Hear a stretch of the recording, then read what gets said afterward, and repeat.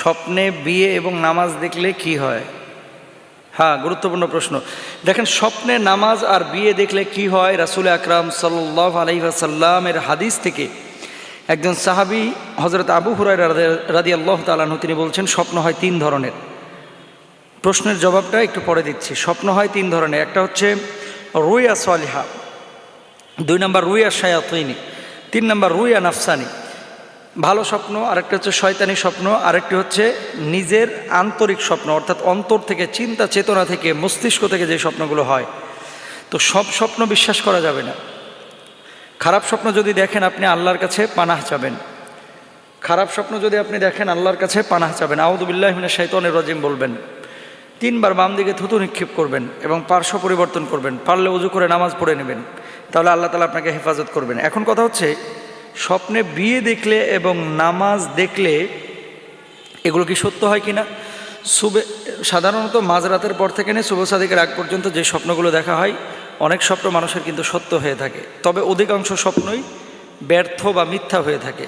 স্বপ্ন সত্য সাধারণ মানুষের খুব কমই হয়ে থাকে। যদি নামাজ পড়তে দেখেন, স্বপ্ন ব্যাখ্যাকার যে সমস্ত স্কলার আছেন তাদের ভাষ্য অনুসারে কেউ যদি নামাজ পড়তে দেখে, সাধারণত তার মনের আশা পূরণ হবে এরকম একটা ইঙ্গিত বহন করে। আবারও বলি, এ কথা কিন্তু রাসূল সাল্লাল্লাহু আলাইহি ওয়াসাল্লাম বলেন নাই, মুহাদ্দিসিনরা এবং বড় বড় স্কলাররা তারা গবেষণা করে এই কথাগুলো বলেছেন। সুতরাং আপনি যদি বলেন যে এটা কোন হাদিসের মধ্যে আছে, আমি দেখাইতে পারবো না। কিন্তু গবেষক যারা, তারা যেহেতু হাদিস বিশ্লেষণ করে অনেক কিছু বের করেছেন, তাদের বক্তব্য অনুসারে আমি বলছি, স্বপ্নে যদি কেউ নামাজ পড়তে দেখে তাহলে তার মনের আশা পূরণ হবে। 2 নম্বর, যদি শুয়ে নামাজ পড়তে দেখে, কেউ শুয়ে নামাজ পড়তেছে, তাহলে তাদের ভাষ্য অনুসারে হয়তোবা তার মৃত্যু সন্নিকটে। যদি কেউ বসে নামাজ পড়তে দেখে তাহলে দ্রুত সে রোগে আক্রান্ত হওয়ার সম্ভাবনা আছে। যদি কেউ পশ্চিম দিকে নামাজ পড়তে দেখে তাহলে যে ধরে নিতে হবে ধর্মের ক্ষেত্রে, ইসলামের ক্ষেত্রে তার উদাসীনতা প্রকাশ পেয়েছে। তারপর বলা হচ্ছে, যদি কেউ পূর্ব দিকে নামাজ আদায় করে তাহলে তার দ্রুত হজ নসিব হওয়ার সম্ভাবনা আছে। আল্লাহু আকবার। যদি বড় জামাতে নামাজ আদায় করে তাহলে বড় রহমতের সম্মুখীন সে হবে। বড় জামাতের ইমাম যদি সে হয়, বড় জামাতের ইমাম, তাহলে সম্ভাবনা আছে তার লিডার হওয়ার।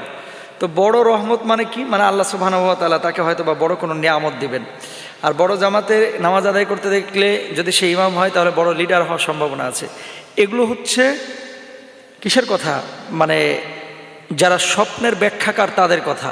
রাসূল আকরাম সাল্লাল্লাহু আলাইহি ওয়াসাল্লামের কোনো হাদিস সরাসরি এইভাবে নাই। সুতরাং আপনি বিশ্বাস করলে করতেও পারেন, না করলে না করতে পারেন। আর তারা এবার বলতেছেন, বিয়ে শাদী যদি কেউ স্বপ্নের মধ্যে দেখে তাহলে এটা কিসের বার্তা দেয়? বিয়ে শাদী স্বপ্নের মধ্যে কেউ যদি দেখে তাহলে সাধারণত অনেকে বলছেন যে তার ধন সম্পদ আসবে এবং পারিবারিক একটা বরকতের সম্ভাবনা দেখা দিবে। তো এই হচ্ছে বিয়ে এবং নামাজ স্বপ্নে দেখলে কি হয়। মোটামুটি এতটুকুই আমরা তথ্য আপনাদের জন্য উপস্থাপন করতে পেরেছি এবং পড়াশোনা করে জানতে পেরেছি। আল্লাহ তাআলা আমাদেরকে বোঝার তৌফিক দান করুন, আমিন।